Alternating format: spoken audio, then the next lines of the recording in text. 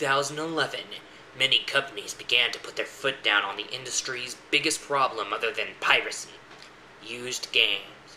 To put an end to this fiasco, they decided to bring out what is called an online pass. People had to enter a code or fork up $10 just to play online.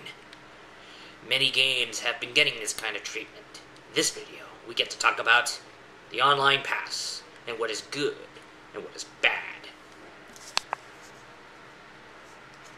Wipeout 2048, Battlefield 3, Dead Space 2. What do they have in common? They have the dreaded online pass.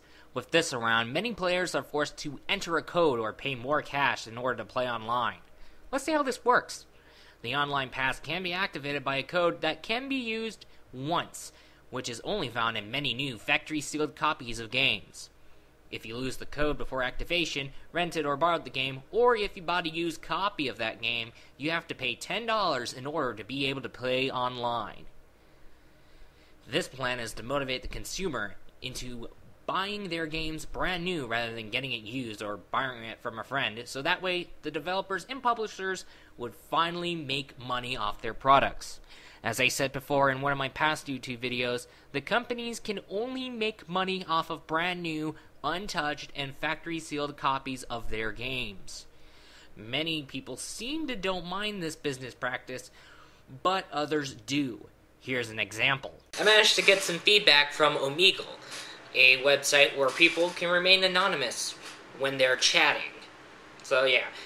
However, I've decided to do the little spy mode where you can ask a question and then have two people answer the question.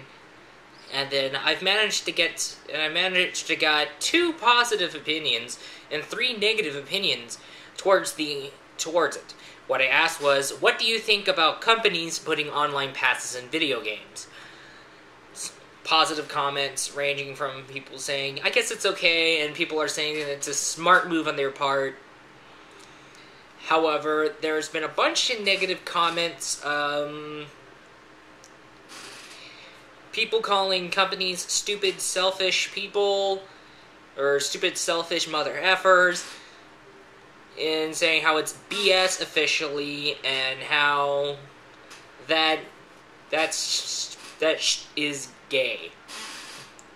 So yeah, I'm actually kind of surprised about the majority of the negative feedback towards the online passes in video games. So looks like people aren't looking too happy about this strategy. The online pass fiasco began with Dead Space 2, the second installment of the famous survival horror franchise, which has an inclusion of online multiplayer.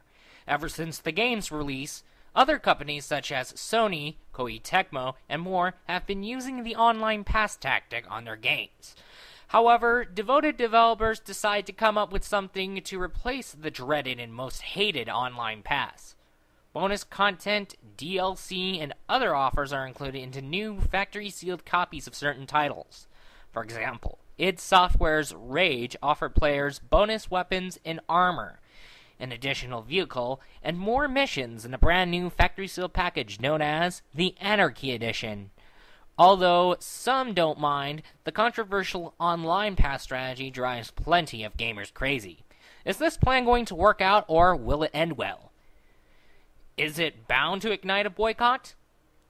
The best guess is that it depends on how companies are going to continue this strategy or just escalate and consider a more controversial anti-pre-owned game movement.